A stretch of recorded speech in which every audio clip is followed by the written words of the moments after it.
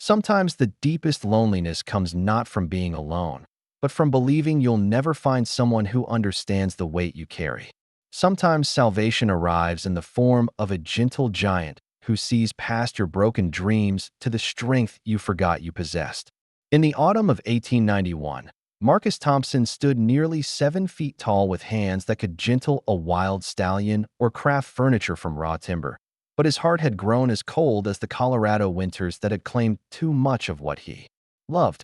Before we jump back in, tell us where you're tuning in from.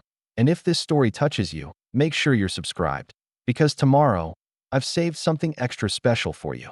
The abandoned schoolhouse in Cedar Falls had sat empty for 3 brutal seasons, its broken windows staring accusingly at a community that had given up on learning. Children grew to adolescence unable to read their own names, while parents convinced themselves that book knowledge was a luxury their harsh mountain existence couldn't afford. The building represented more than educational failure. It symbolized a town slowly dying from the inside out, losing hope along with its future. Then Catherine Sullivan stepped off the stagecoach on a crisp October morning, her wool traveling dress and carefully arranged hair marking her as clearly as a foreign flag.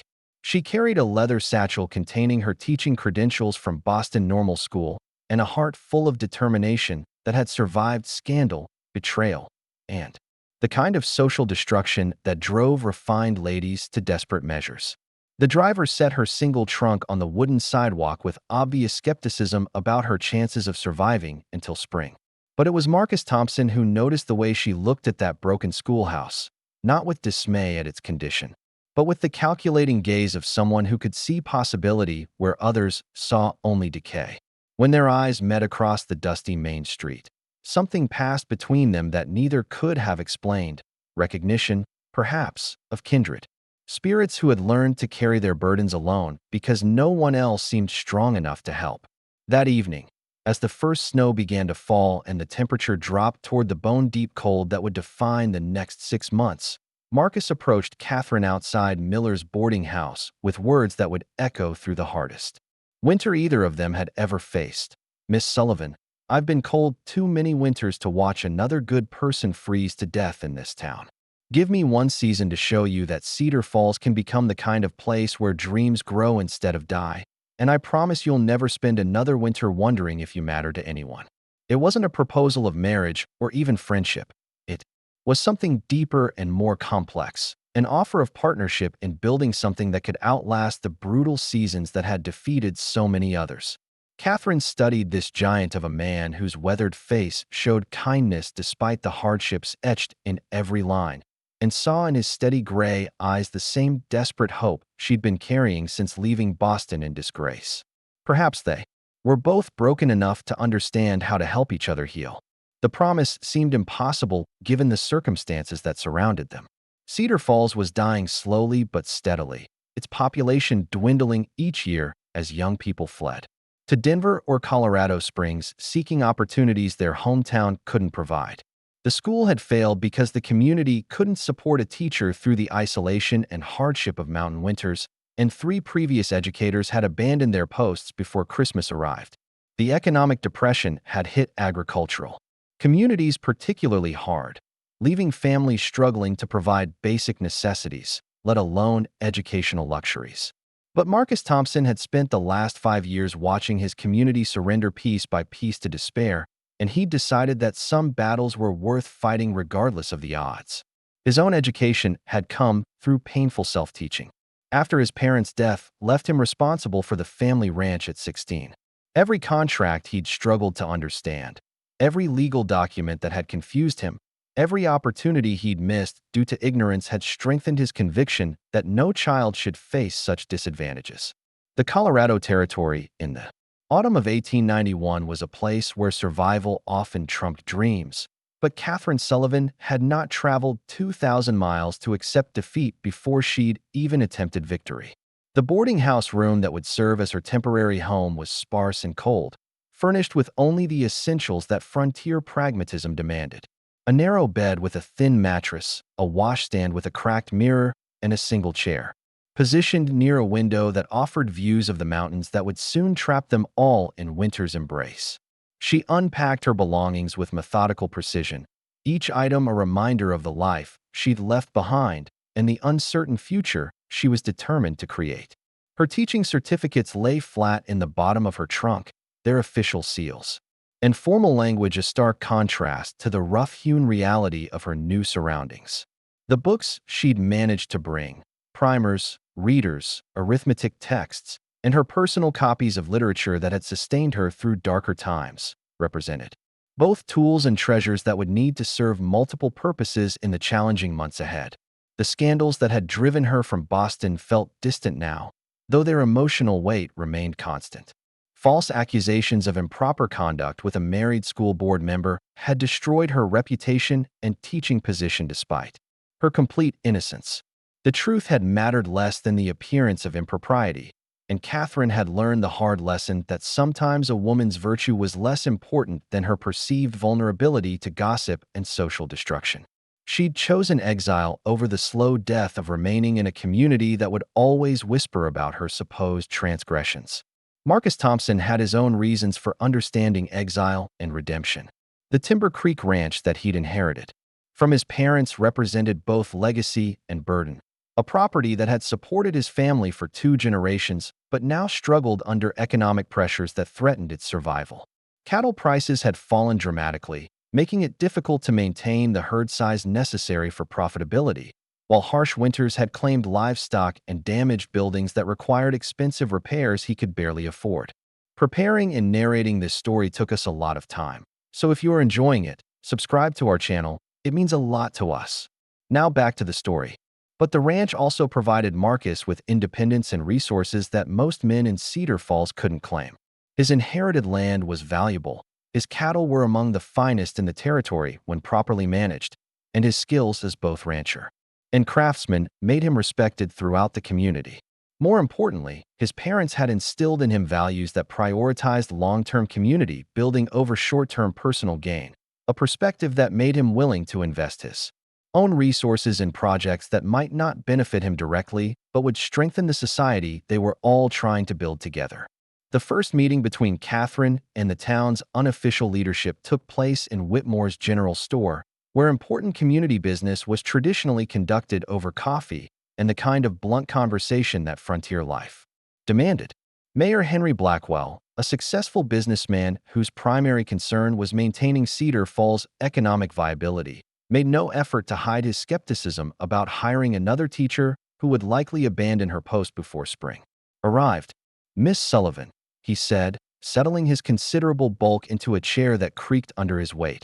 "I'll speak plainly because that's our way here. We've tried 3 times to maintain a school, and each time we've lost our teacher before winter ended. The isolation is harder than you can imagine. The cold is brutal beyond anything you've experienced in Boston, and the children you'll be teaching have been running wild for 3 years. Some of them are nearly grown and have never spent a full day in a classroom." Sheriff Coleman, a lean man whose weathered face reflected years of dealing with human nature at its worst, added his own concerns about security and practical survival. "The schoolhouse needs major repairs before it's habitable. Roof leaks, windows are broken, stove hasn't worked in 2 years. We're talking about significant expense for a community that's already struggling financially, and no guarantee that investment will pay off if you decide frontier life isn't for you." Catherine listened to their objections with the patience she'd learned during her years of dealing with difficult school boards and skeptical parents. These men weren't trying to discourage her out of malice. They were protecting their community from another disappointment and themselves from the expense of supporting a venture that had already failed multiple times. Their concerns were legitimate and deserved serious responses rather than empty reassurances.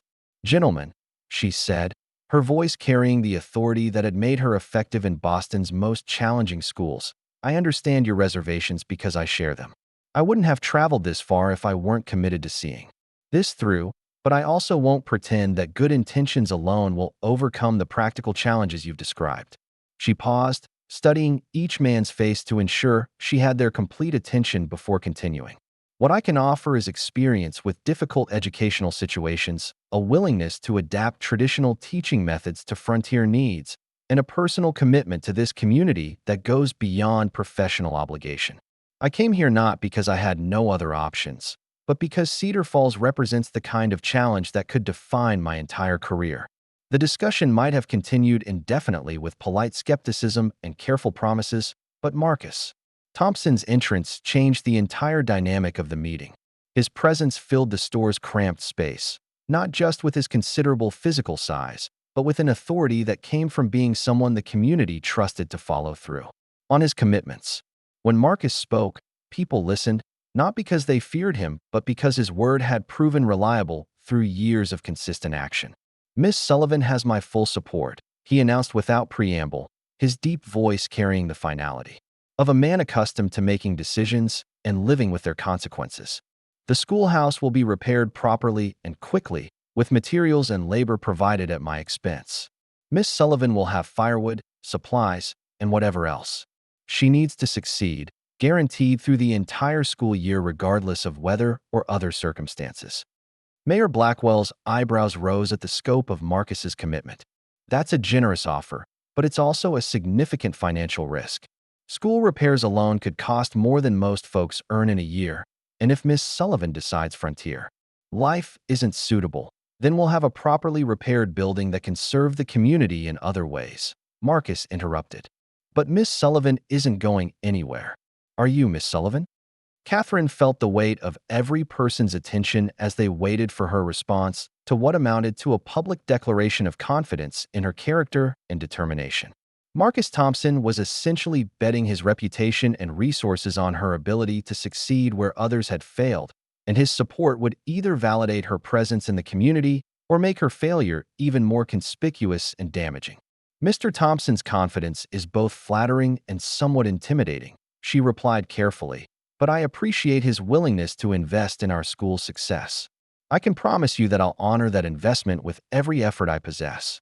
The handshake that sealed their informal agreement was witnessed by everyone present, creating a public commitment that would hold both of them accountable to the community and to each other.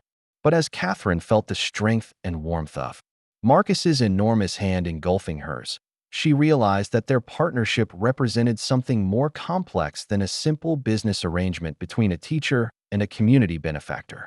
Over the following days, as Marcus organized work crews to repair the schoolhouse and Catherine began planning curricula that would serve students ranging from small children to nearly grown adolescents, their collaboration revealed complementary strengths that neither had expected.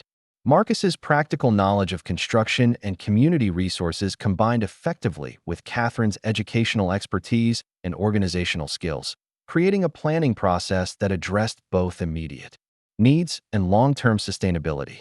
The schoolhouse repairs became a community project that engaged families throughout Cedar Falls in ways that purely educational discussions had failed to achieve.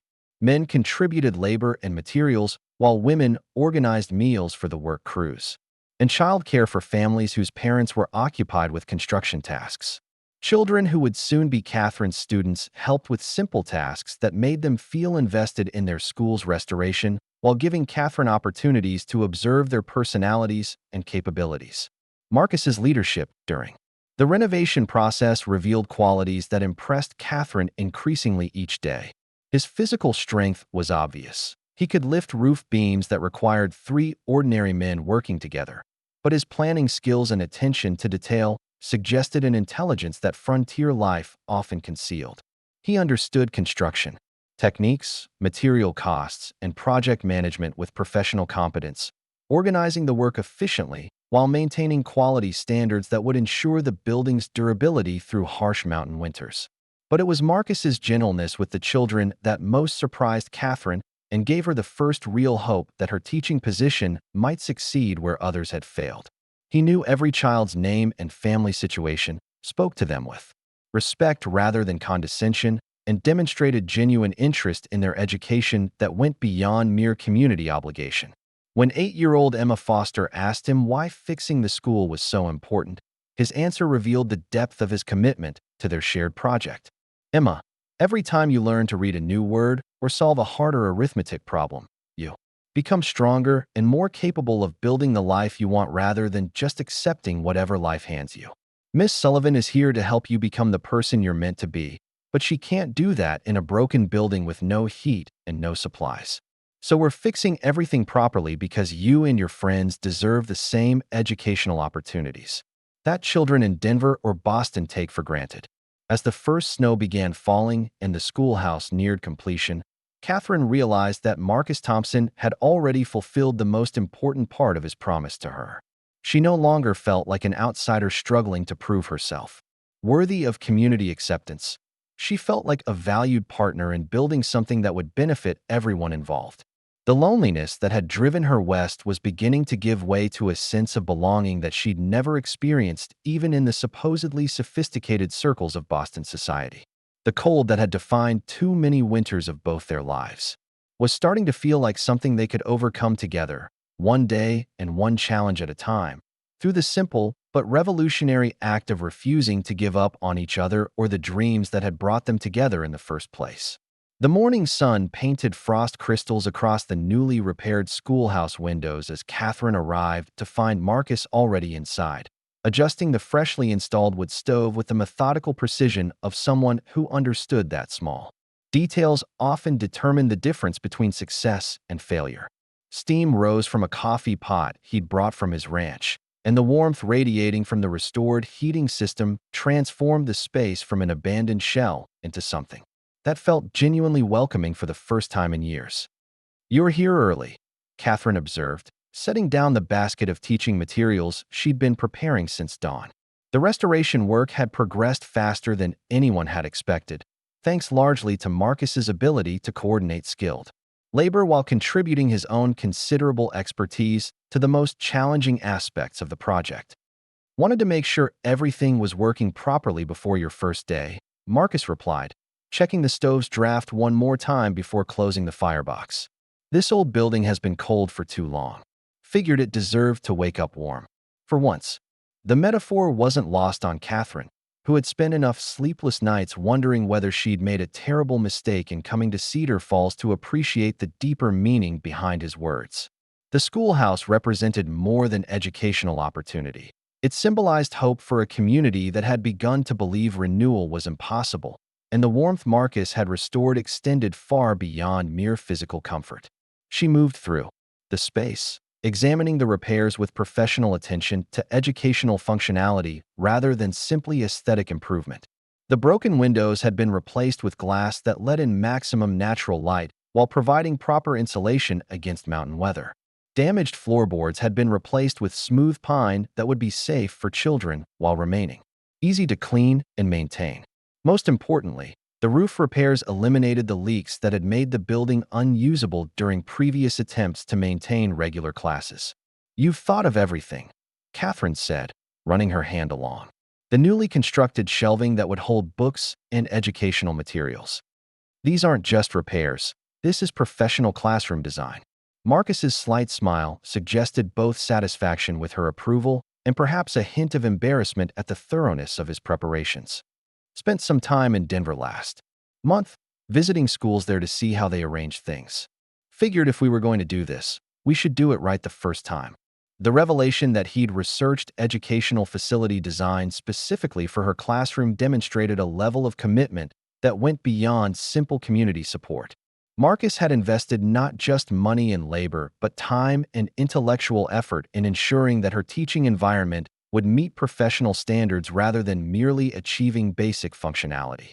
Such preparation suggested confidence in her abilities that felt both encouraging and slightly overwhelming given the challenges that lay ahead. Their conversation was interrupted by the arrival of Emma Foster and her younger brother Daniel, both carrying lunch pails and wearing expressions of curiosity mixed with nervous excitement. They were followed shortly by Sarah Coleman, the sheriff's daughter, and 3 children from the Mitchell Ranch whose parents had driven them to town specifically for the school's reopening. Within minutes, the classroom that had been empty for 3 years filled with young voices and the kind of energetic chaos that Catherine remembered from her teaching days in Boston. But these children were different from the urban students she'd known previously. Many had never attended formal classes, learning instead through family instruction that emphasized practical skills over academic subjects. Several could barely read beyond recognizing their own names, while others had developed sophisticated understanding of mathematics through helping with ranch accounting but lacked exposure to formal arithmetic procedures. Most significantly, they displayed an independence and maturity that came from growing up in an environment where childhood ended early and adult responsibilities began as soon as children were physically capable of meaningful work. Catherine had prepared for educational diversity, but the reality proved both more challenging and more promising than her expectations. 10-year-old William Parker could calculate cattle weights and feed costs with impressive accuracy, but struggled with basic spelling because he'd learned everything through verbal instruction. 14-year-old Mary Johnson possessed reading skills that would have impressed Boston educators, but had never been exposed to geography or history beyond local events. The age range alone, from 6 to 16, required teaching approaches that could engage children and adolescents simultaneously without boring the older students or overwhelming the younger ones. Marcus remained in the classroom throughout that first morning, ostensibly to address any mechanical problems with the heating system, but actually serving as an unofficial teaching assistant who understood each child's family situation and learning background. His presence provided both support for Catherine and reassurance for students who might otherwise have felt intimidated by formal education after years of informal learning. When 9-year-old Tommy Adams became frustrated with letter formation, Marcus quietly knelt beside his desk and demonstrated how the same hand motions used for carving could be adapted to form script letters with patience and practice. Education isn't just about learning facts, Marcus explained to the assembled students during a break between lessons. It's about developing your mind so you can solve problems and make good decisions throughout your life. Miss Sullivan is here to teach you skills that will help you succeed whether you stay in Cedar Falls or travel to places you haven't even imagined yet. The children listened with the serious attention they typically reserve for adult conversations about important subjects, understanding instinctively that this giant man who commanded respect throughout their community was endorsing education as something valuable rather than merely tolerable. His support carried weight that Catherine's credentials alone could never have achieved, transforming what might have been grudging attendance into genuine enthusiasm for learning. As the morning progressed, Catherine began to understand the true scope of Marcus's commitment to their shared project. He had clearly spent considerable time learning about educational methods and classroom management, asking informed questions about her teaching approaches and offering insights about individual students that could only have come from extensive observation and genuine care for their development. His involvement went far beyond financial support. He was investing himself personally in every aspect of making the school successful. The lunch period provided Catherine with her first real opportunity to observe how the children interacted with each other and with Marcus when formal instruction wasn't structuring their behavior. The older students naturally assumed leadership roles, helping younger children with tasks and mediating minor disputes with maturity that impressed her. Marcus joined their games and conversations with easy familiarity, suggesting relationships built over years of community involvement rather than recent acquaintance. Mr. Thompson helped my father repair our barn roof last spring, Mary Johnson mentioned as she shared her lunch with a younger student whose family had sent insufficient food. He wouldn't accept payment, said neighbors help neighbors without keeping accounts. Similar stories emerged throughout the meal, painting a picture of Marcus as someone who consistently provided assistance to community members without expecting recognition or reciprocal favors. His support for the school represented a continuation of established patterns rather than an unusual gesture, though the scale of his investment in educational infrastructure exceeded anything he'd previously undertaken. Catherine found herself reassessing her initial impressions of frontier community dynamics as she listened to these casual revelations about mutual support and collective responsibility. The isolation and hardship that had driven previous teachers away had also created bonds of interdependence that urban communities often lacked, and Marcus's leadership role seemed to stem from genuine service rather than mere economic influence.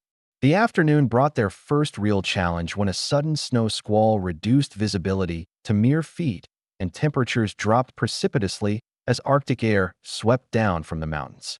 Children who had walked to school that morning now faced potentially dangerous conditions for their return journeys, and several lived too far from town to attempt travel in such weather. Catherine felt a moment of panic as she realized her responsibility. For student safety in circumstances she didn't fully understand. But Marcus immediately took charge with the calm competence of someone accustomed to managing weather emergencies. "Nobody travels until this clears," he announced, moving to secure windows against wind-driven snow while maintaining the classroom's warmth through careful stove management. "We'll send word to families so they know everyone's safe, and we'll keep classes going until conditions improve." The enforced extension of the school day became an unexpected opportunity for Catherine to observe how her students handled stress and uncertainty. Rather than becoming anxious about the weather delay, most children seemed to regard it as an adventure that broke normal routines in interesting ways. They helped Marcus prepare the classroom for extended occupancy, organized their own entertainment during periods when formal instruction seemed inappropriate, and demonstrated resilience that came from growing up in an environment where weather emergencies were regular occurrences rather than exceptional crises. Marcus's handling of the situation revealed planning and preparation that impressed Catherine with its thoroughness. Emergency supplies stored in the schoolhouse included additional food, blankets, and even simple medical supplies that could address minor injuries or illnesses that might occur during weather delays. His casual reference to similar preparations in other community buildings suggested systematic thinking about emergency management that went far beyond individual preparation. "How often do storms like this happen?" Catherine asked as they supervised children who were turning the weather delay into an impromptu geography lesson about mountain weather patterns. "Often enough that you learn to prepare for them," Marcus replied, checking the outside temperature through a briefly opened door before sealing the building against the continuing storm. "Winter up here isn't just cold, it's unpredictable and potentially deadly if you're caught unprepared. But it's also beautiful and manageable if you respect it and plan accordingly." The storm cleared by late afternoon, allowing families to retrieve their children and transportation to resume normal patterns. But the experience had created bonds between Catherine and her students that might have taken weeks to develop under ordinary circumstances, while demonstrating Marcus's reliability as a partner who could handle crisis situations with competence and calm authority. As the last student departed and Catherine began organizing materials for the following day, Marcus remained to help with closing procedures and ensure that the heating system would maintain appropriate temperatures overnight.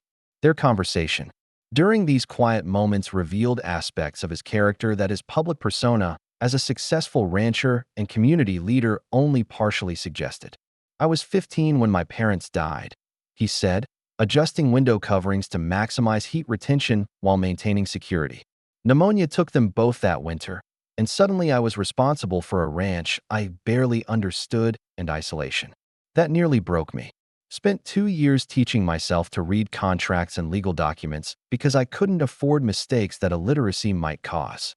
The admission explained much about his commitment to education and his understanding of how intellectual preparation could prevent the kind of vulnerabilities that had made his adolescence unnecessarily difficult. His support for the school wasn't abstract philanthropy. It represented personal conviction based on painful experience with the consequences of educational inadequacy.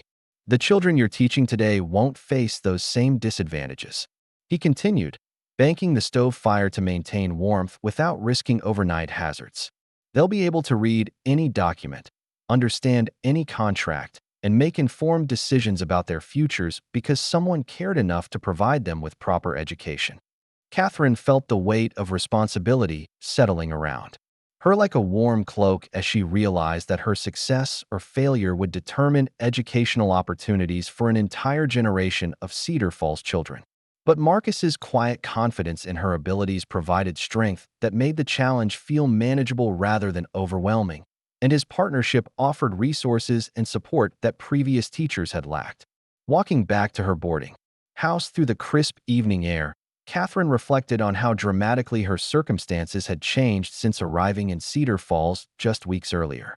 The loneliness that had defined too many winters was giving way to purposeful engagement with work that mattered and partnership with someone who understood both the importance of education and the practical challenges of frontier life.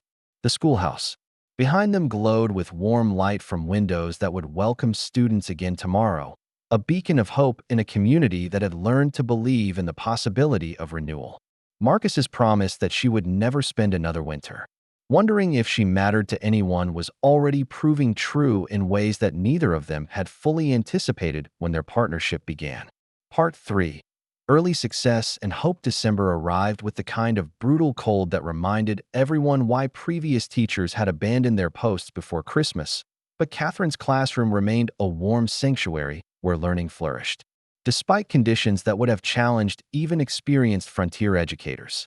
The wood stove that Marcus had installed worked flawlessly, maintaining comfortable temperatures while children who walked miles through snow drifts arrived each morning eager to continue their educational journey rather than merely enduring academic obligation until weather permitted their escape.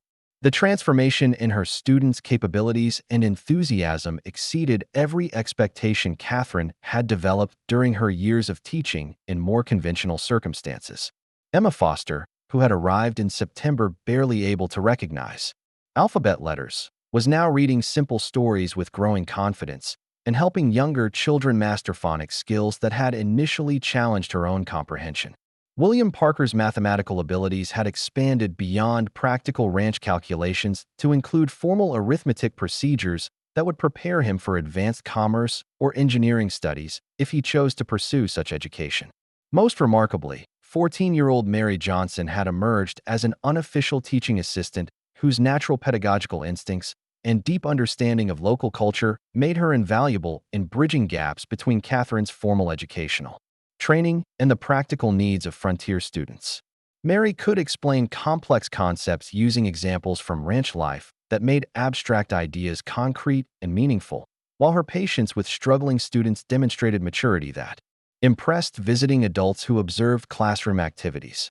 The success was measured not just in academic progress, but in growing community engagement with educational activities that extended far beyond normal school hours. Parents who had initially regarded formal education with skepticism now requested evening meetings where Catherine could explain how their children's learning connected to practical skills needed for success in frontier life. Mothers organized study groups where they could improve their own literacy while supporting their children's homework completion, creating family learning environments that reinforced classroom instruction. Marcus's involvement in these community education initiatives revealed aspects of his character that even his closest neighbors hadn't fully appreciated.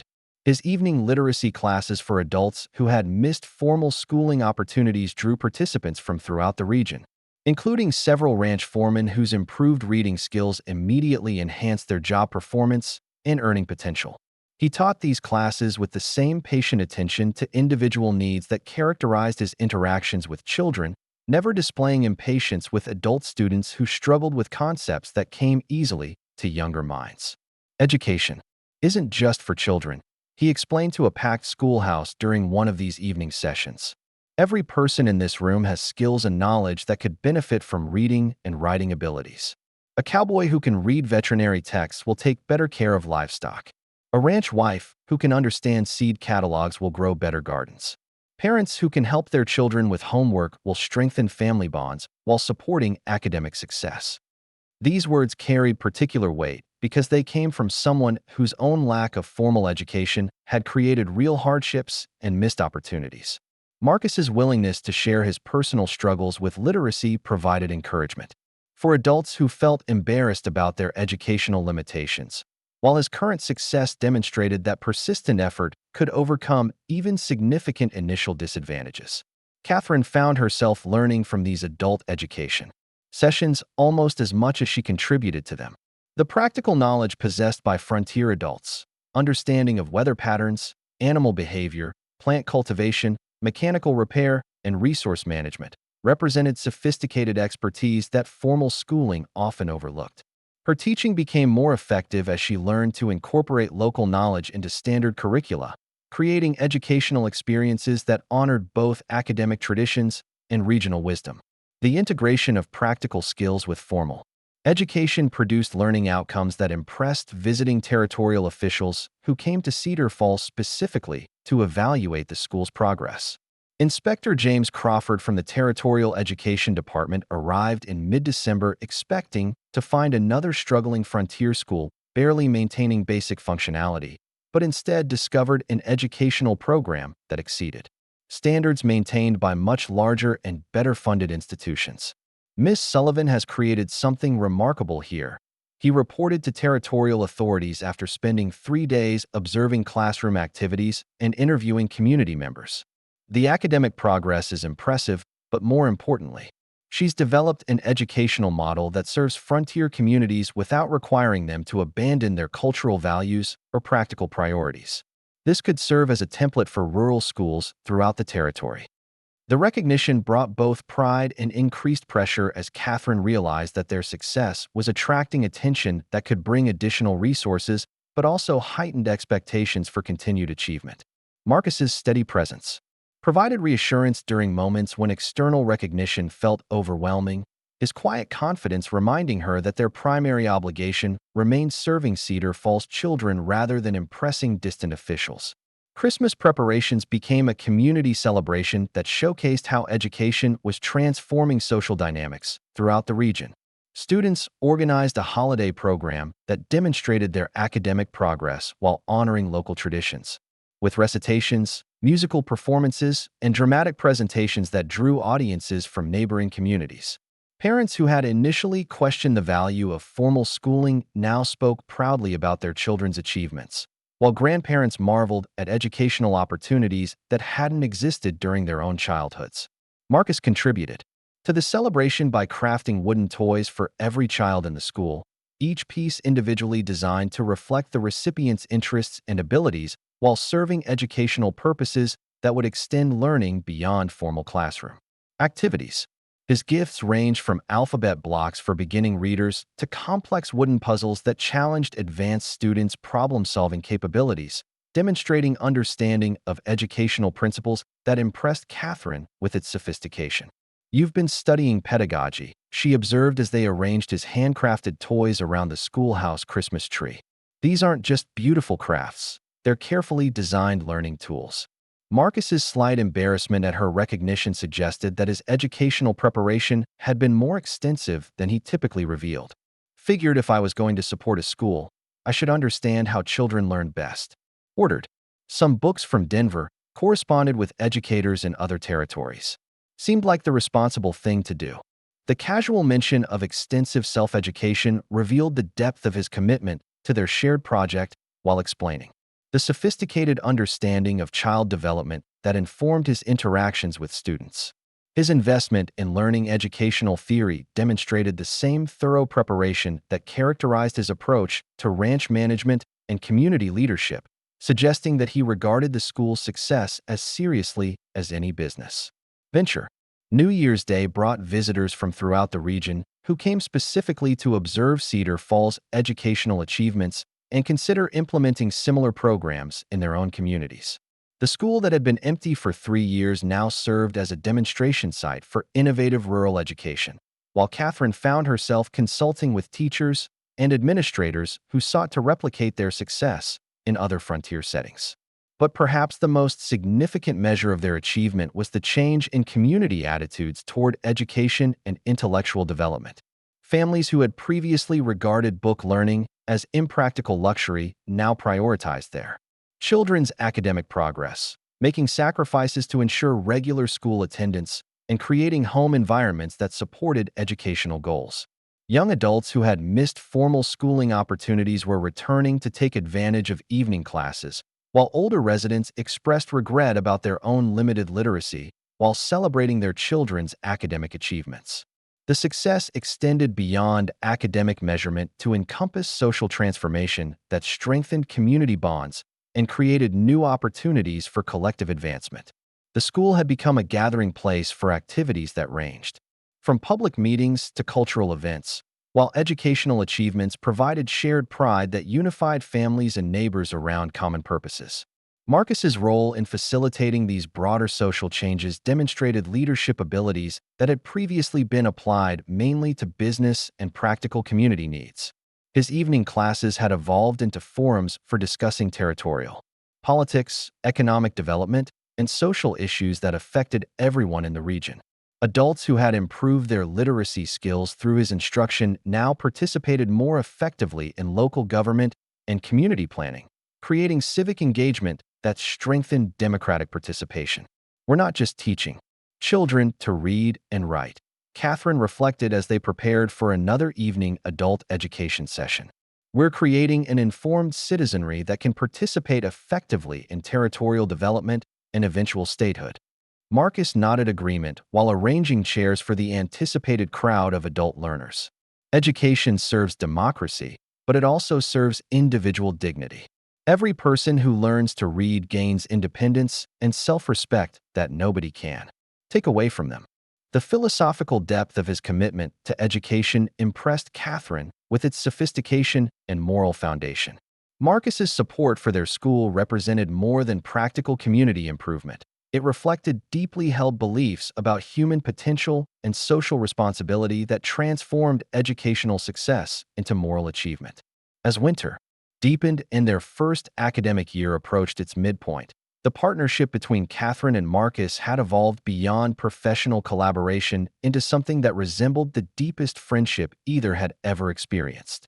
Their shared commitment to educational excellence had created bonds of mutual respect and understanding that seemed to grow stronger with each challenge they faced together, while their individual growth through this partnership had enhanced their effectiveness as both educators and community leaders. The promise that had brought them together, that Catherine would never spend another winter wondering if she mattered to anyone, had been fulfilled so completely that she sometimes forgot how different her life had been just months earlier. The loneliness that had driven her west was now replaced by purposeful engagement with work that mattered and partnership with someone who valued her contributions while supporting her continued growth and development. The cold that had defined too many winters for both of them was giving way to warmth that extended far beyond physical comfort to encompass emotional satisfaction and intellectual fulfillment that neither had expected to find in their frontier community. Cedar Falls was becoming the kind of place where dreams grew instead of died, exactly as Marcus had promised during their first conversation outside Miller's boarding house. Part 4. First major challenge: the influenza outbreak began quietly in late January, with Tommy Adams developing what seemed like an ordinary winter cold. But within days, the illness had spread through the school with devastating efficiency that transformed Catherine's classroom from a thriving educational environment into a makeshift medical facility where learning took second priority to basic survival. The territorial physician stationed in Denver was snowbound by blizzards that made travel impossible, leaving the community to handle the crisis with whatever medical knowledge and resources they could assemble locally. Catherine had dealt with childhood illnesses during her teaching career in Boston, but nothing had prepared her for the severity of influenza in an isolated frontier community where medical care was limited and winter conditions prevented both evacuation of seriously ill patients and arrival of professional medical assistance. Children who had been healthy and energetic just days earlier now struggled with fevers that soared dangerously high, respiratory symptoms that made breathing difficult, and weakness that left them barely able to sit upright in their desks. The decision to close the school might have seemed obvious under such circumstances, but Catherine and Marcus quickly realized that many families lacked the resources to provide adequate home care for seriously ill children while maintaining essential ranch operations that couldn't be postponed even during medical emergencies. Parents who spent entire days caring for livestock and managing winter survival needs couldn't also provide the constant attention that critically ill children required, creating impossible choices between family welfare and economic survival. "We keep the school open," Marcus announced during an emergency community meeting called to address the crisis. "But we change its purpose temporarily from education to medical care. Miss Sullivan and I will coordinate nursing duties while parents handle ranch work, and we'll bring in anyone with medical training to help manage the sickest children." The proposal represented a dramatic expansion of both Catherine's responsibilities and Marcus's commitment to community welfare, transforming them from educators into healthcare providers with minimal preparation for such demanding roles. But the alternative, leaving families to manage the crisis independently, threatened outcomes that neither could accept, particularly when their combined resources could provide better care than most families could achieve working alone. Mary Whitmore, The community's experienced midwife, whose medical knowledge extended beyond childbirth to include general nursing skills, immediately volunteered to coordinate medical care while teaching Catherine and Marcus basic nursing procedures that would enable them to provide effective assistance. Her presence provided professional credibility for their makeshift medical facility while ensuring that treatment decisions were guided by actual medical knowledge rather than well-intentioned, but potentially dangerous improvisation. Influenza kills through dehydration and secondary infections, she explained as they converted the schoolhouse into a temporary hospital ward. Keep them hydrated with small, frequent drinks. Maintain fever control with cool cloths and gradual temperature reduction, and watch for breathing problems that indicate pneumonia development.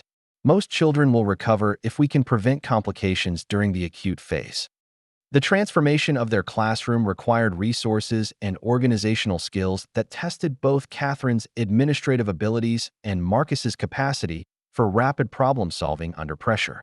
Desks were moved aside to create space for sick beds improvised from mattresses and blankets brought from throughout the community, while the efficient heating system that had made winter education possible now became essential for maintaining temperatures that would support recovery without overheating already feverish patients.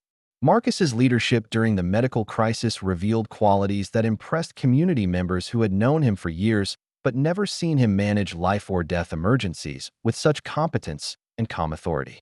He organized supply chains that ensured adequate food, medicine, and fuel despite transportation difficulties created by winter weather, while maintaining communication networks that kept families informed about their children's conditions and recovery progress. But it was his gentle care for individual children that most surprised Catherine and demonstrated aspects of his character that their professional partnership had only hinted toward previously. The giant hands that could shape iron and timber became infinitely tender when spooning medicine to reluctant patients or adjusting blankets around shivering children, while his quiet voice provided comfort that seemed to calm even the most distressed young patients. Mr. Thompson sat with me all night when my fever was worst, 8-year-old Emma Foster told her mother during a brief period of recovery. He told stories and sang songs I'd never heard before, and somehow I wasn't scared anymore even though I felt terrible. Similar testimonials emerged from other children whose parents had initially been reluctant to entrust their care to people without formal medical training. Marcus's patient attention to individual needs and Catherine's organizational skills created a healthcare environment that provided better monitoring and more consistent treatment than most families could have achieved independently, while the community support network ensured that no child lacked necessary resources for recovery. The crisis also revealed the strength of bonds that had developed between Catherine and her students during their months of educational partnership. Children who might have been frightened by illness and separation from their families instead drew comfort from familiar voices and faces, while the trust they had developed in Catherine's competence and care translated directly into cooperation with medical treatment that might otherwise have been resisted or feared. Dr. Harrison finally arrived from his Denver practice during the second week of February, traveling by snowshoe and horse-drawn sled through mountain passes that had been impassable for weeks. His professional assessment of their makeshift medical facility and treatment procedures provided validation that their emergency healthcare efforts had been not just adequate, but impressively effective for people without formal medical training. "You've managed this outbreak better than many communities with professional medical staff," he told Catherine and Marcus as he examined the children who were now recovering under their care. "Your organization prevented panic while ensuring systematic treatment, and your attention to individual patient needs caught several cases where complications were developing before they became life-threatening." The physician's recognition carried particular weight because it came from someone whose professional experience provided authoritative standards for judging medical care quality. His willingness to acknowledge that their emergency efforts had achieved professional-level results validated the partnership between Catherine and Marcus while demonstrating the effectiveness of community cooperation during crisis situations. But the emotional toll of managing seriously ill children while maintaining hope and optimism for parents who entrusted their most precious possessions to makeshift medical care had pushed both Catherine and Marcus to limits they hadn't known they possessed. Sleepless nights spent monitoring breathing patterns and temperature changes, combined with constant anxiety about making treatment decisions that could determine life or death outcomes, created stress that tested their individual resilience and their partnership under pressure.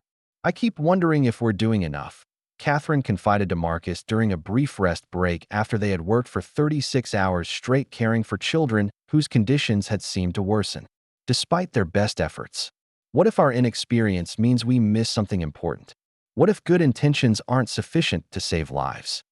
Marcus's response revealed the depth of emotional investment that had driven his extraordinary commitment to the communities.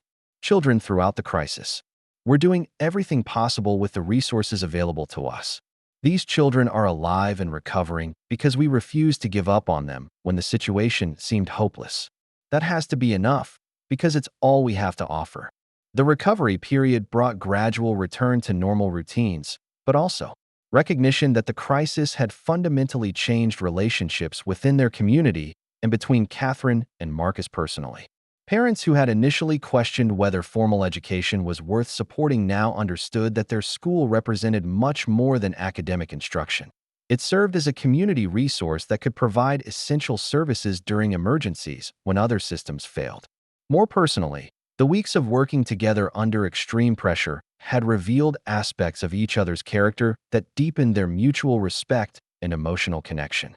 Catherine had observed Marcus's gentleness with sick children, his willingness to sacrifice personal comfort for others' welfare, and his ability to maintain hope during the darkest moments of the crisis. Marcus had witnessed Catherine's competence under pressure, her natural leadership abilities, and her genuine care for community members who had initially been strangers to her. "We make a good team," Marcus observed as they restored the classroom to its educational configuration and prepared to resume normal academic activities. When the crisis hit, we didn't even need to discuss who would handle what responsibilities. We just naturally fell into roles that complemented each other's strengths. Catherine nodded agreement while arranging textbooks that had been stored safely during the medical emergency. "I never expected to find partnership like this when I came to Cedar Falls. The loneliness I felt in Boston seems impossible now when I think about how naturally we worked together toward common goals." The influenza outbreak that could have destroyed their educational program had instead strengthened both community support for the school and the personal bond between its primary leaders. Their first major crisis had been not just survived, but transformed into demonstration of their commitment to serving community needs that extended far beyond their original educational mandate. As students began returning to classes and normal routines gradually resumed, both Catherine and Marcus understood that their partnership had evolved beyond professional collaboration into something deeper and more enduring. The crisis had tested their individual character and their ability to work together under extreme pressure, and both tests had revealed strengths that neither had fully recognized before circumstances demanded their emergence. The promise that Catherine would never spend another winter wondering if she mattered to anyone had been proven true in ways that went far beyond Marcus's original intention. She had become essential not just to the school's educational mission, but to the community's welfare during its time of greatest need, while her partnership with Marcus had evolved into the kind of mutual dependence and emotional support that defined the deepest human relationships. Part 5.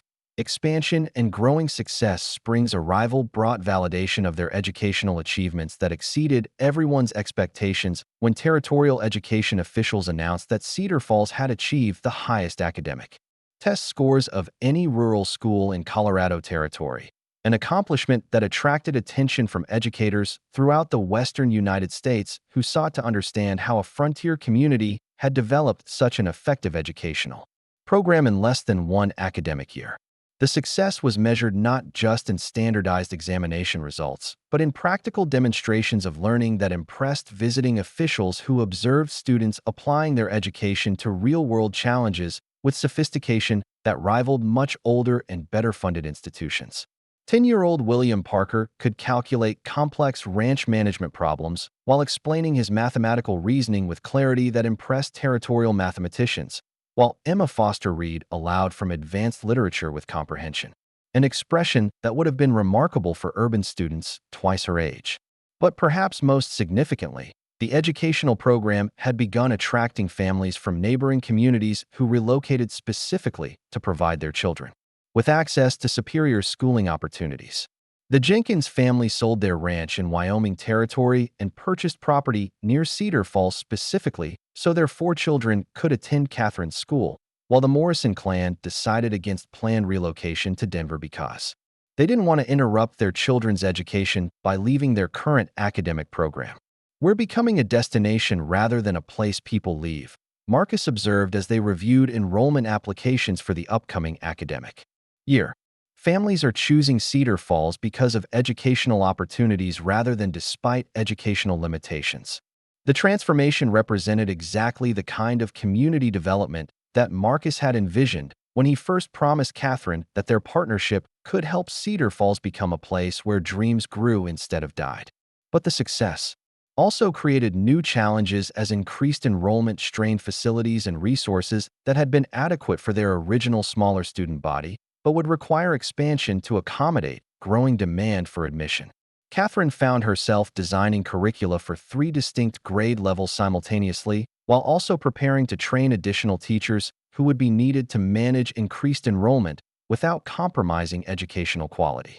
Her correspondence with former colleagues in Boston and other educators throughout the territory had evolved into an informal network of professional development that enhanced her own teaching effectiveness, while positioning Cedar Falls as a model for rural educational innovation. The state territorial legislature had taken notice of their achievements, inviting both Catherine and Marcus to testify before committees considering educational funding and policy reforms that could affect rural communities throughout Colorado Territory. Their joint presentation emphasized practical strategies that combined academic excellence with respect for frontier culture, demonstrating that educational success didn't require abandoning regional values or practical priorities that defined frontier life. Effective rural education serves local needs while preparing students for broader opportunities, Catherine testified before the Territorial Education Committee.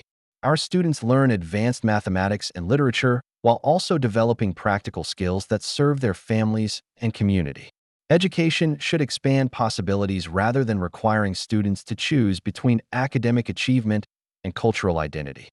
Marcus's testimony focused on community development benefits that resulted from educational investment, providing economic arguments that impressed legislators who might have been skeptical of purely academic justifications for rural school funding.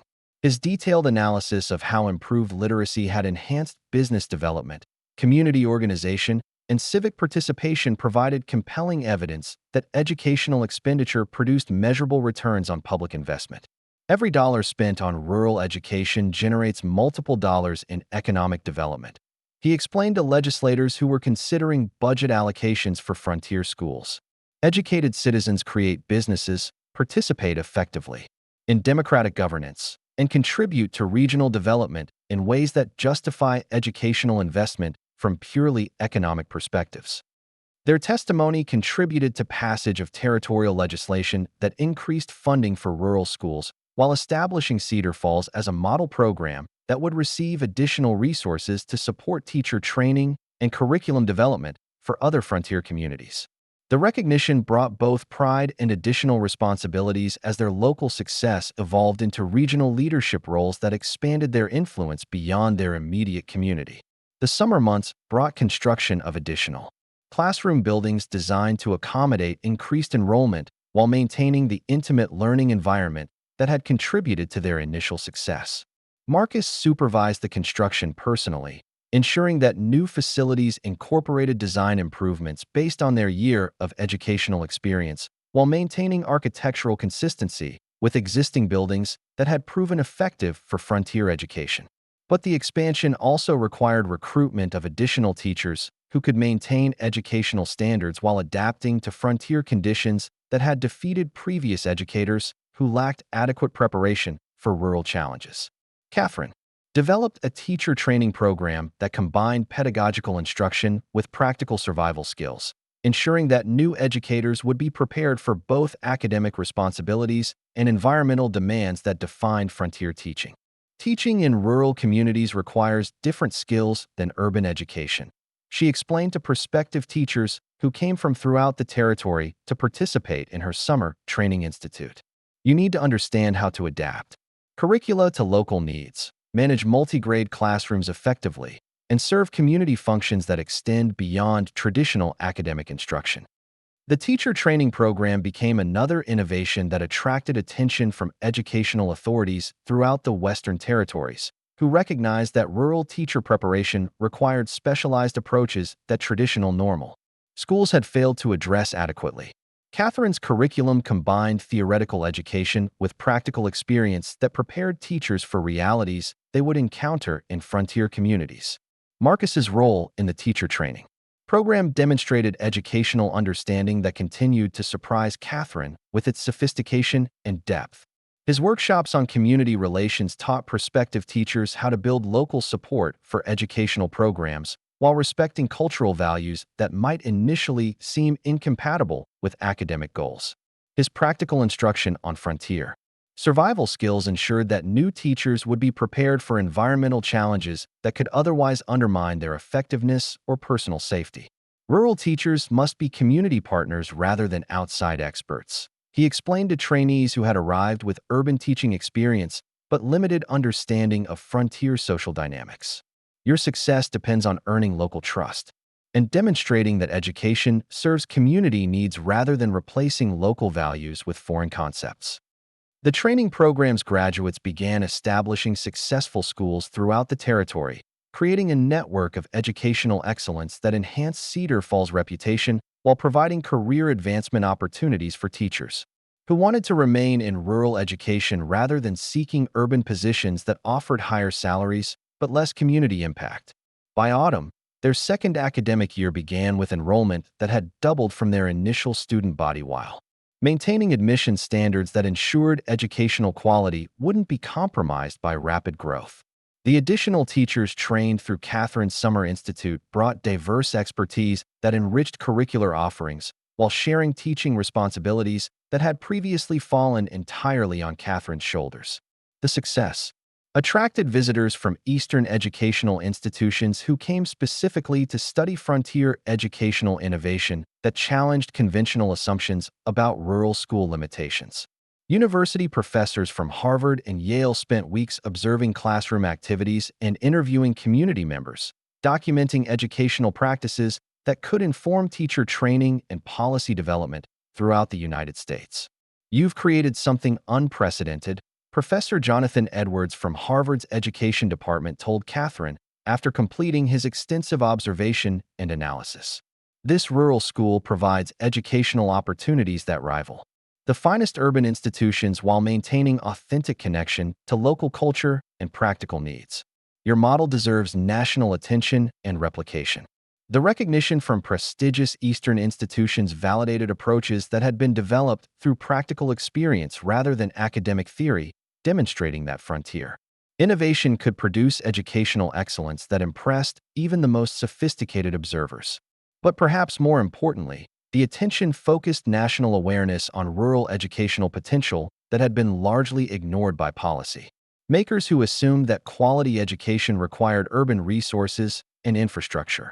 Catherine's correspondence with educational leaders throughout the United States. The telegram arrived on a Tuesday morning when October frost painted the schoolhouse windows with crystalline patterns that would have seemed beautiful under different circumstances, but the official territorial seal and urgent delivery suggested news that would shatter the peaceful routine Catherine and Marcus had worked so carefully to establish. The message was brief but devastating in its implications. Territorial budget cuts would eliminate funding for rural teacher training programs, effective immediately, while new regulations would require all frontier schools to meet urban certification standards that seemed designed to ensure their failure. Catherine read the telegram twice before its full meaning penetrated her consciousness, then handed it to Marcus with hands that trembled slightly despite her efforts to maintain composure. The educational network they had spent 2 years building, the Teacher Training Institute that had placed qualified educators throughout Colorado Territory, and the innovative programs that had earned national recognition were all threatened by bureaucratic decisions made by officials who had never visited a frontier classroom or understood the unique challenges of rural education. They're trying to force us to conform to standards that were designed for urban schools with unlimited resources, Marcus said after studying the official communication carefully. His engineering background enabled him to recognize the impossibility of meeting regulatory requirements that demanded facilities and resources far beyond what any frontier community could reasonably provide, regardless of local commitment or financial sacrifice. The new regulations specified minimum classroom sizes that would require construction of expensive new buildings, mandated textbooks that cost more than most frontier families earned in a month, and demanded certification procedures that could only be completed in distant urban centers where rural teachers couldn't afford to travel for extended periods. Most devastating, the regulations prohibited community members without formal teaching credentials from participating in educational activities, effectively eliminating the adult literacy programs and practical instruction that had made their school relevant to local needs. The timing of these regulatory changes wasn't coincidental. Catherine realized as she reviewed the technical specifications that seemed calculated to create compliance impossibilities. Political pressure from Eastern educational establishments that resented frontier innovation threatening their institutional monopoly had combined with territorial budget constraints to create regulatory barriers that would effectively eliminate rural educational independence while forcing conformity to urban models that had never proven effective in frontier settings.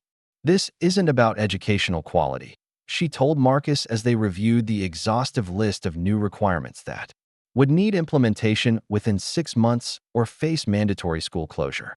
These regulations are designed to eliminate rural educational autonomy and force frontier communities to accept standardized programs that ignore local needs and cultural values. The political dimension of their crisis became clearer when Sheriff Coleman arrived with additional information gathered through his law enforcement contacts in territorial government. Educational policy changes had been influenced by lobbying from established private schools that viewed successful rural programs as competitive threats to their enrollment and prestige, while territorial officials seeking to reduce budget obligations had embraced regulations that would shift educational costs to local communities without providing corresponding support. There's organized opposition to what you've built here, Sheriff Coleman explained as they gathered in the schoolhouse. After regular classes had ended, some powerful people see your success as a threat to their interests, and they're using regulatory authority to eliminate competition they can't defeat through normal educational channels. The revelation that their educational achievements had created enemies among influential people who possessed political power to destroy their program added a dimension of conflict that neither Catherine nor Marcus had anticipated when they began their partnership. Their success had been so focused on serving local needs and achieving academic excellence that they hadn't considered how their innovations might threaten established educational interests that profited from rural educational inadequacy. Marcus's response to this political challenge revealed leadership qualities that had been developing throughout their partnership, but now emerged with new urgency and determination. His years of business experience had taught him to recognize bureaucratic manipulation and regulatory harassment designed to eliminate competition, while his commitment to their educational mission provided motivation for resistance that purely business interests might not have justified. We're not going to let politicians and bureaucrats destroy what this community has built, he announced with quiet intensity that carried more conviction than louder declarations might have achieved. These regulations are designed to fail, but we'll find ways to meet them while maintaining our educational integrity and community connection. The challenge would require resources and organizational abilities beyond anything they had previously undertaken, but Marcus's analysis of the regulatory requirements revealed potential solutions that demonstrated his capacity for complex problem solving. Under extreme pressure, some requirements could be met through creative interpretation of existing facilities, others through community cooperation that shared costs among multiple families, and still others through political advocacy that challenged regulatory authority at territorial and federal levels. Catherine found herself coordinating resistance efforts that expanded far beyond their local community to encompass rural educators throughout the Western Territories who faced similar regulatory threats to their programs. Her correspondence network, originally developed for professional development and curriculum sharing, became a communication system for organizing political opposition to educational policies that threatened frontier educational independence. The Teacher Training Institute that had been their pride became a liability under new regulations that prohibited instruction by anyone without credentials that could only be obtained through expensive programs offered exclusively in eastern cities.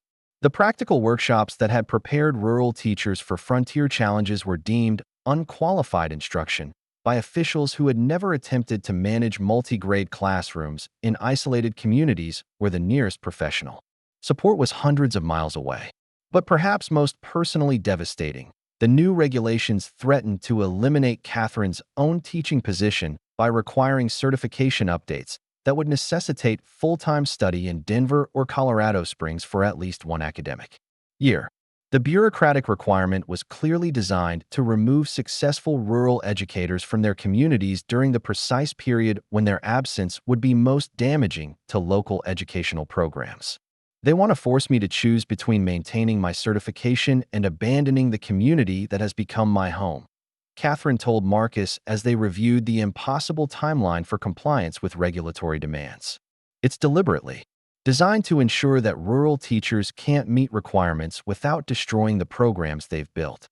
The emotional toll of fighting regulatory harassment while maintaining educational excellence for students who depended on their consistency and stability pushed both Catherine and Marcus toward exhaustion that threatened their personal relationship, as well as their professional partnership.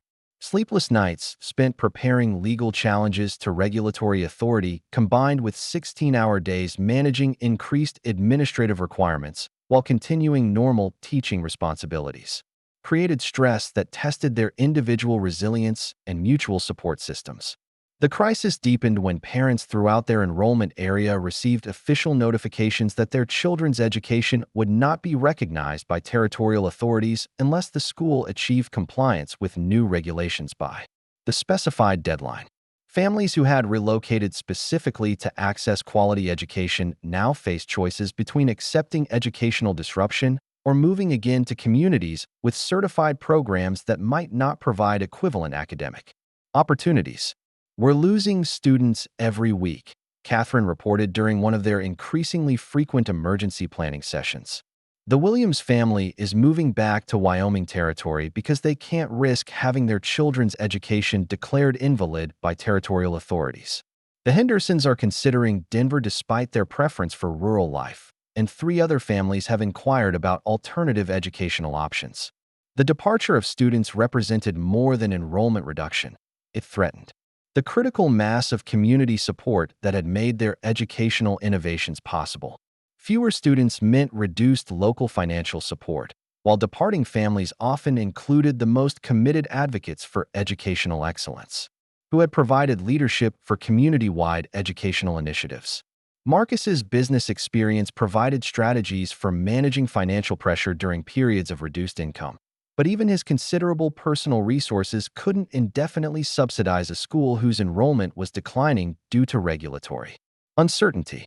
The economic sustainability that had seemed secure just months earlier was now threatened by bureaucratic decisions that created artificial barriers to educational success. The adult literacy programs that had transformed community civic participation were among the first casualties of regulatory compliance efforts, since new rules prohibited uncertified instruction even for voluntary evening classes that served people who had no other educational opportunities. Marcus was forced to discontinue the literacy workshops that had been among his most personally satisfying contributions to community development, while Catherine lost the evening teaching opportunities that had provided additional income and professional satisfaction. "We're being forced to abandon everything that made our program innovative and effective," Marcus observed with frustration that reflected the impossibility of their situation. "The regulations eliminate precisely the elements that distinguished our school from conventional programs that have failed to serve rural communities effectively." The irony wasn't lost on either of them that their success had created the political opposition that now threatened their program's survival. Educational achievements that had brought national recognition and territorial praise had also attracted regulatory attention from officials who preferred rural educational mediocrity to innovative programs that challenged conventional wisdom about frontier educational limitations. As autumn progressed toward winter and the compliance deadline approached with increasing urgency, Catherine and Marcus found themselves fighting battles on multiple fronts simultaneously. Legal challenges to regulatory authority required expensive attorney fees and time-consuming preparation of documentation that diverted resources from educational activities. Political advocacy demanded travel to territorial capital for testimony and lobbying that meant extended absences from classroom responsibilities. Administrative compliance consumed hours that had previously been devoted to curriculum development and student instruction.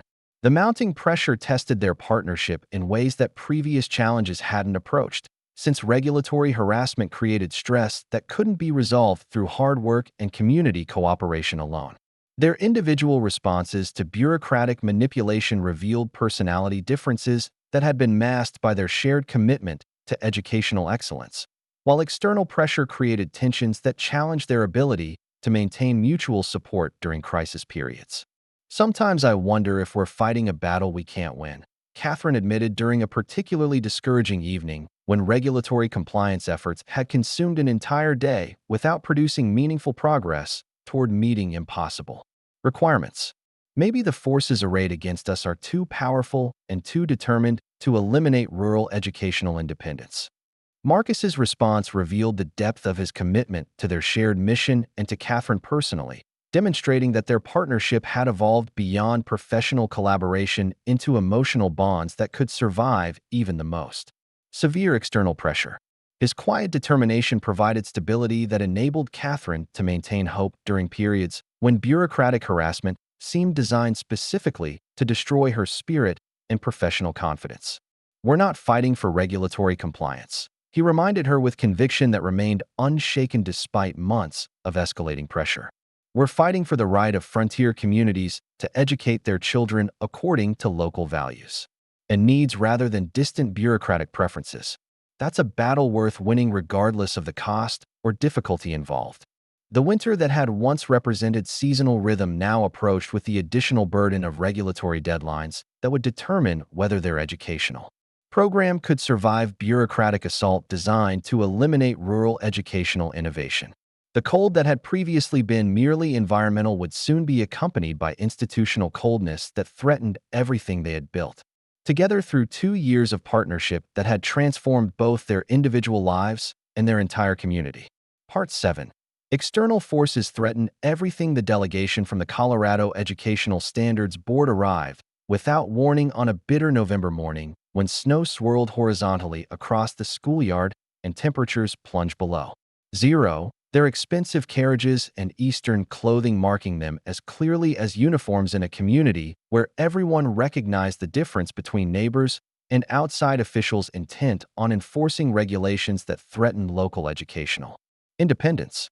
Chairman Morton Blackwood emerged from the lead carriage with the imperious bearing of someone accustomed to bureaucratic authority, his pale complexion and soft hands providing stark contrast to the weathered faces and calloused palms that characterized men who had built their lives through physical labor and practical problem-solving. Behind him followed 3 additional board members whose identical expressions of skeptical superiority suggested predetermined conclusions about rural educational inadequacy that no amount of evidence was likely to change.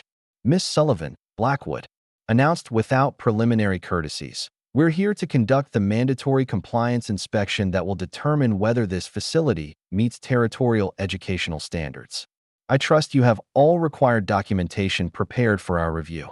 Catherine had spent weeks organizing the extensive paperwork demanded by new regulations, but she understood immediately that this inspection was designed to find violations rather than evaluate educational quality. The officials' hostile demeanor and dismissive attitude toward the obvious signs of educational excellence surrounding them indicated bureaucratic determination to eliminate their program regardless of actual compliance with regulatory requirements. Marcus stepped forward with quiet authority that commanded attention despite the officials' apparent preference for dealing exclusively with Catherine as the school's designated representative. His imposing physical presence and calm confidence created psychological pressure that seemed to unsettle officials who were accustomed to intimidating rural educators without encountering organized resistance to their authority. "Gentlemen," he said with deceptive mildness that masked steel beneath polite words, "I'm Marcus Thompson, chairman of the local school board and primary financial supporter of this educational facility. I trust you'll conduct your inspection with the thoroughness and fairness that territorial taxpayers have a right to expect from their educational officials." The subtle reminder that rural communities also paid territorial taxes that funded these officials' salaries introduced political considerations that bureaucrats preferred to ignore when harassing frontier schools. Marcus's identification as both local leader and major financial contributor created accountability that might complicate their obvious intention to find regulatory violations that would justify mandatory school closure. The inspection began with examination of physical facilities that the officials approached with magnifying glasses and measuring devices that suggested predetermined intent to find problems rather than evaluate overall educational effectiveness. They measured classroom dimensions with precision that revealed calculated search for violations of space requirements that had been designed to be impossible for frontier schools to meet without expensive construction projects that most communities couldn't afford. "This classroom falls 3 square feet below minimum regulatory standards," announced board member Harrison Webb, reading from measuring devices with satisfaction that suggested personal pleasure in discovering violations.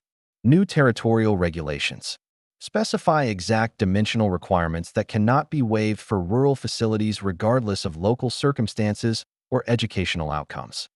Catherine had anticipated this specific violation and prepared detailed documentation demonstrating that their educational outcomes exceeded those achieved by urban schools with larger facilities, but the officials showed no interest in performance data that contradicted their regulatory focus. Academic achievement was apparently irrelevant to compliance evaluation that prioritized bureaucratic conformity over educational effectiveness. The textbook review revealed additional predetermined violations when officials determined that locally produced educational materials didn't meet territorial standardization requirements, despite the obvious effectiveness of curricula that had been specifically adapted to serve frontier educational needs.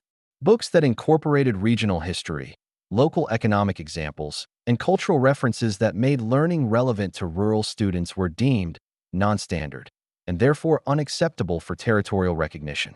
Educational materials must conform to approved textbook lists established by territorial authorities, declared board member Caroline Mitchell, rejecting award-winning student work that demonstrated educational excellence because it had been produced using unauthorized instructional resources. Local adaptations and innovative materials are prohibited regardless of their apparent educational effectiveness or student achievement results. Marcus's engineering background enabled him to recognize the systematic nature of regulatory harassment that was designed to create compliance impossibilities rather than improve educational quality. Each violation identified by the officials was technically accurate according to regulations that had been specifically written to ensure frontier school failure, while their complete disregard for educational outcomes revealed bureaucratic priorities that had nothing to do with student learning or community needs. "These regulations were designed to eliminate rural schools," he said quietly to Catherine during a brief break in the inspection proceedings. "Every requirement has been calculated to create compliance costs that frontier communities can't afford while prohibiting the innovations that make rural education effective." The most devastating blow came when officials determined that Catherine's teaching credentials didn't meet new certification requirements that had been implemented specifically to eliminate experienced rural educators who lacked formal training in bureaucratic institutions that had never attempted to serve frontier communities. Her demonstrated educational effectiveness and national recognition for innovative teaching were declared irrelevant to credential evaluation that prioritized institutional affiliation over professional achievement. Miss Sullivan's certification is invalid under current territorial regulations, Chairman Blackwood announced with obvious satisfaction at discovering this violation that would eliminate their most effective weapon against regulatory harassment. Rural teaching experience and local recognition cannot substitute for formal credentials obtained through approved educational institutions. The credential challenge threatened not just Catherine's employment, but the legal foundation for their entire educational program, since territorial law required certified teachers for all schools seeking official recognition. Her forced departure would eliminate the expertise and leadership that had created their innovative program, while leaving the community without qualified educational personnel who could maintain academic standards or provide continuity for students who had invested years in their educational development. The adult literacy programs that had transformed community civic participation were declared completely illegal under regulations that prohibited uncertified instruction regardless of volunteer status or community need. Officials ordered immediate cessation of all evening classes and community education activities that had brought literacy to dozens of adults who had no other educational opportunities, while threatening legal penalties for anyone who continued providing informal instruction to community members. All educational activities must be conducted by certified personnel within approved facilities using authorized materials, Board Member Webb declared while examining documentation for adult education programs. Community literacy efforts and informal instruction are prohibited as potential interference with official educational authority. The elimination of adult education represented more than program reduction. It constituted destruction of community empowerment that had enabled meaningful civic participation and democratic engagement. Adults who had learned to read through Marcus's evening classes would lose their newly acquired abilities without continued practice and instruction, while families would lose educational support that had enhanced their children's academic success through improved home learning environments. But perhaps most ominously, the officials announced that their negative compliance report would trigger mandatory closure procedures that would prevent the school from operating while appeals were processed through bureaucratic channels that could take months or years to complete. Students would be forced to interrupt their education during the precise period when their academic development was most critical, while community investment in educational infrastructure would be wasted through administrative delays designed to discourage rural educational independence. This facility will be closed immediately pending full compliance with territorial educational standards, Chairman Blackwood declared with finality that suggested predetermined conclusions rather than evaluation results. Students must seek alternative educational arrangements while deficiencies are addressed through proper bureaucratic channels. The announcement sent shock waves through the community that had invested years of effort and substantial financial resources in building educational excellence that was now threatened by bureaucratic manipulation designed to eliminate rural competition with urban educational establishments. Parents who had relocated specifically to access quality education faced impossible choices between accepting educational disruption or abandoning communities where they had established homes and businesses. Marcus's response to the closure threat revealed leadership qualities that had been developing throughout their partnership, but now emerged with new urgency and steel-hard determination. His business experience had taught him to recognize bureaucratic harassment and regulatory manipulation designed to eliminate competition, while his commitment to their educational mission provided motivation for resistance that purely personal interests might not have justified. "Gentlemen," he said with quiet intensity that carried more threat than louder protests might have achieved, "you're making a serious mistake if you believe this community will accept destruction of our educational program without organized resistance. We've built something valuable here, and we have resources and determination to defend it through legal channels and political pressure that you may not have anticipated."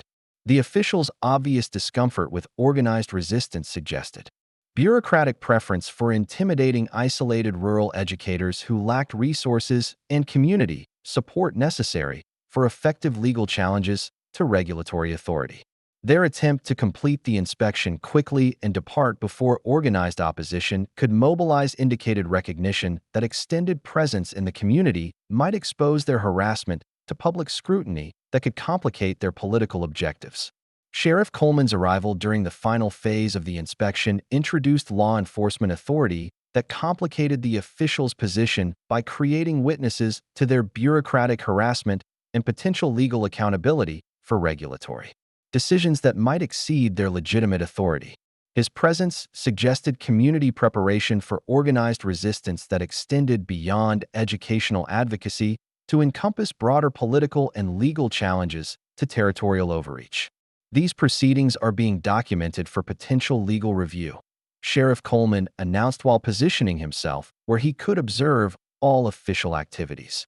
The community has retained legal counsel to ensure that regulatory enforcement complies with territorial law and constitutional protections for local educational autonomy. The threat of legal challenge created uncertainty that bureaucratic officials preferred to avoid when pursuing regulatory harassment that might not survive judicial scrutiny of their motives and methods. Their obvious eagerness to conclude the inspection and depart suggested recognition that extended confrontation with organized community resistance could expose weaknesses in their legal position that might jeopardize their broader campaign against rural educational independence. As the officials prepared to leave with documentation that would trigger closure procedures, Catherine and Marcus understood that their educational program faced existential threats that required responses beyond compliance efforts and bureaucratic appeals. The battle for their school's survival had evolved into a broader conflict between rural educational autonomy and bureaucratic centralization that would determine whether frontier communities could maintain educational independence or would be forced to accept standardized programs designed by distant officials who had never understood local needs and cultural values. The winter that approached would test not just their individual resilience and partnership strength, but their community's determination to defend educational achievements that represented years of collective effort and substantial financial sacrifice. The cold that had once been merely environmental would soon be accompanied by institutional hostility designed to freeze their educational dreams and force acceptance of bureaucratic mediocrity that violated everything they had worked to build together. Part 8.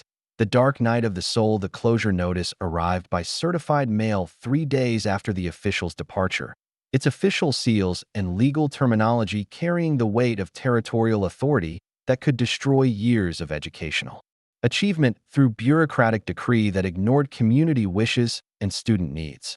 Catherine read the document with growing despair as she realized that every aspect of their program was scheduled for termination within 2 weeks, leaving 37 students without educational opportunities and destroying teacher training initiatives that had placed qualified educators throughout Colorado territory. The legal language was carefully crafted to prevent appeals or delays that might allow continued operation, while compliance issues were addressed through normal administrative channels. Emergency closure procedures had been invoked under regulatory authority that claimed immediate threat to student welfare, despite obvious evidence that their educational program provided superior academic opportunities compared to any alternative available to frontier communities within hundreds of miles. Marcus found Catherine sitting alone in the empty schoolhouse after students had been sent home early with notification that classes would be suspended indefinitely pending resolution of regulatory compliance issues that seemed designed to prevent successful appeal or remedial action. The building that had been filled with learning and laughter just hours earlier now felt like a tomb where educational dreams had come to die under bureaucratic assault that had nothing to do with student welfare or academic quality. "They've won," Catherine said with exhaustion that reflected months of fighting regulatory harassment while maintaining educational excellence under impossible circumstances. "All our work, all our success, all the lives we've changed, none of it matters to officials who care more about bureaucratic control than educational achievement or community needs." The defeat felt particularly devastating because it represented destruction of accomplishments that had exceeded everyone's expectations and earned national recognition for innovative approaches to rural education. Students who had progressed far beyond grade-level standards were now forced to interrupt their academic development, while families who had invested everything in educational opportunities were left with choices between accepting educational mediocrity or abandoning communities where they had built their lives. Marcus's response revealed the depth of emotional investment that had driven his extraordinary commitment to their educational mission throughout 2 years of partnership that had transformed his own life as much as it had enhanced community educational opportunities. His engineering background provided analytical skills for understanding bureaucratic manipulation, but his personal attachment to Catherine and their shared accomplishments created emotional pain that technical knowledge couldn't alleviate. This isn't just about regulatory compliance or educational policy, he said with intensity that reflected personal loss rather than abstract political disappointment. They're destroying something that we built together, something that proved frontier communities could achieve educational excellence that rivals anything available in urban centers. They're taking away the future we created for these children and for ourselves. The personal dimension of their crisis had become as significant as the professional challenges, since months of working together under extreme pressure had created emotional bonds that transcended their original educational partnership. The threat to their school represented destruction of the foundation for a relationship that had evolved from professional collaboration into the deepest friendship either had ever experienced, while forced separation would eliminate the daily interaction that had sustained their growing emotional connection. The community response to closure news revealed the extent to which their educational program had become central to local identity and future planning for families throughout the region. Parents who had relocated specifically to access quality education now faced impossible choices between accepting educational disruption for their children or abandoning communities where they had established businesses and social connections that represented years of investment and relationship building. Tom Harrison, whose family had moved from Kansas specifically to enroll his 3 children in Catherine's school, expressed the frustration that many parents felt about bureaucratic decisions that ignored student welfare and community needs.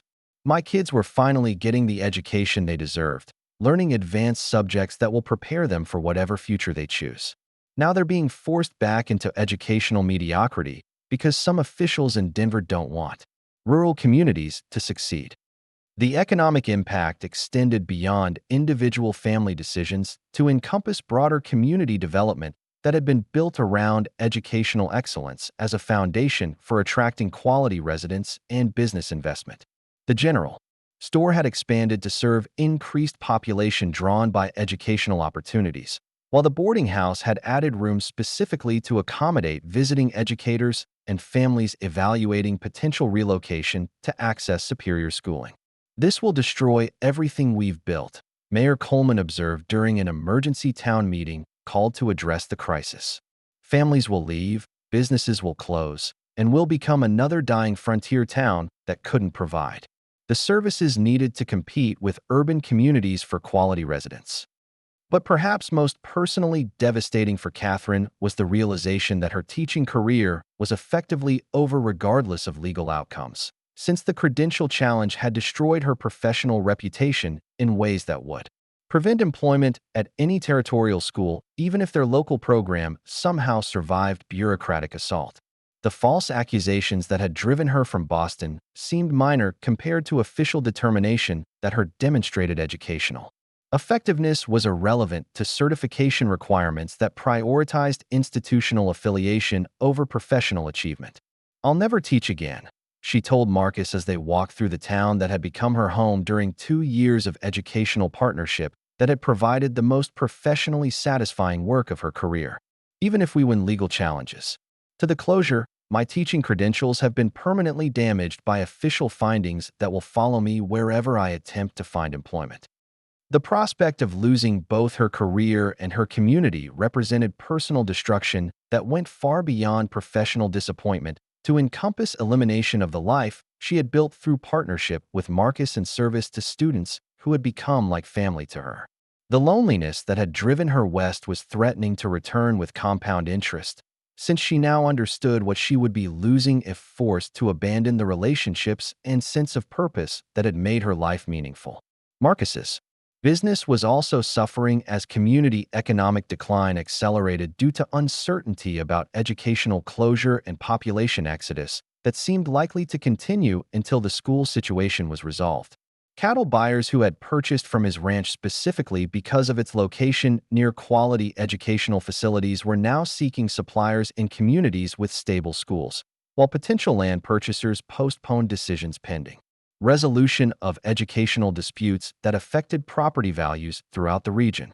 The financial pressure created additional stress that tested their partnership during the precise period when emotional support was most crucial for maintaining hope and determination necessary for continued resistance to bureaucratic harassment. Marcus's personal resources, while substantial, weren't unlimited, and extended legal battles combined with reduced business income created economic constraints that threatened his ability to fund continued opposition to regulatory authority. "I'm spending everything I have fighting these bureaucrats," he admitted during one of their increasingly difficult conversations about legal strategy and resource allocation. "The ranch is mortgaged to pay attorney fees. Business income has dropped due to community disruption, and I'm not sure how much longer I can sustain this level of financial commitment without risking everything my family built over generations." The attorneys they had hired provided expert analysis of their legal position, but offered little encouragement about prospects for successful challenge to regulatory authority that appeared to have broad political support from territorial officials who wanted to eliminate rural educational independence. Legal precedent favored bureaucratic discretion in educational policy, while courts typically deferred to administrative expertise rather than substituting judicial judgment for regulatory decisions. The law strongly favors regulatory authorities. In educational disputes, their lead attorney explained during a strategy session that offered more discouragement than hope for successful legal challenge. "Your educational achievements are impressive, but courts generally don't second-guess administrative determinations about compliance with official standards, even when those standards seem unreasonable or poorly designed." The political dimension of their struggle had become equally discouraging as territorial officials demonstrated unified support for regulatory policies that eliminated rural educational autonomy in favor of centralized control that ignored local needs and community preferences. Legislative representatives who had previously praised their educational innovations now avoided commitment to supporting legal challenges that might conflict with party positions on educational standardization. The newspaper coverage that had once celebrated their educational achievements now reflected official perspectives that portrayed regulatory enforcement as necessary protection of educational standards against frontier programs that allegedly compromised academic quality through local accommodation that ignored professional requirements. Their success story had been rewritten as cautionary tale about the dangers of allowing rural communities to develop educational programs without adequate bureaucratic oversight. Winter storms that isolated the community for weeks at a time created additional pressure by preventing travel necessary for legal consultations and political advocacy while forcing extended periods of close contact that sometimes strained relationships under stress that couldn't be relieved through normal social activities or professional responsibilities. The schoolhouse that had been their pride now stood empty and cold, a constant reminder of what they had lost and might never regain. The adult literacy programs that had been among Marcus's most personally satisfying contributions to community development were now prohibited under threat of legal penalties that could include fines and imprisonment for anyone providing unauthorized educational instruction. Adults who had learned to read through his evening classes were losing their newly acquired abilities without continued practice, while their children lost educational support that had enhanced academic success through improved home learning environments. "We're watching everything we built fall apart," Catherine observed as they stood outside the locked schoolhouse during a brief break in the snowstorms that had dominated the winter weather. "The students are scattered, the teachers we trained are leaving for other territories, and the community that supported us is being destroyed by economic disruption and population exodus." The depth of despair that characterized their situation during this dark period tested their individual resilience and mutual support in ways that previous challenges hadn't approached. Bureaucratic harassment had proven more destructive than natural disasters or economic hardship because it attacked the foundation of hope and community cooperation that had enabled them to overcome environmental and financial obstacles through determination and collective effort. But even in their darkest moments, neither Catherine nor Marcus seriously considered surrender or abandonment of their educational mission, despite overwhelming odds against successful resistance to bureaucratic authority that seemed determined to eliminate rural educational independence regardless of community wishes or student needs. Their partnership had been forged through shared commitment to values that transcended immediate circumstances, While their love for the students and community they served provided motivation that purely personal interests couldn't have sustained. "We haven't lost yet," Marcus said with quiet determination that had carried them through previous crises and would need to sustain them through whatever challenges lay ahead. "As long as we're fighting together, there's still hope for saving what we've built and protecting the future we promised these children."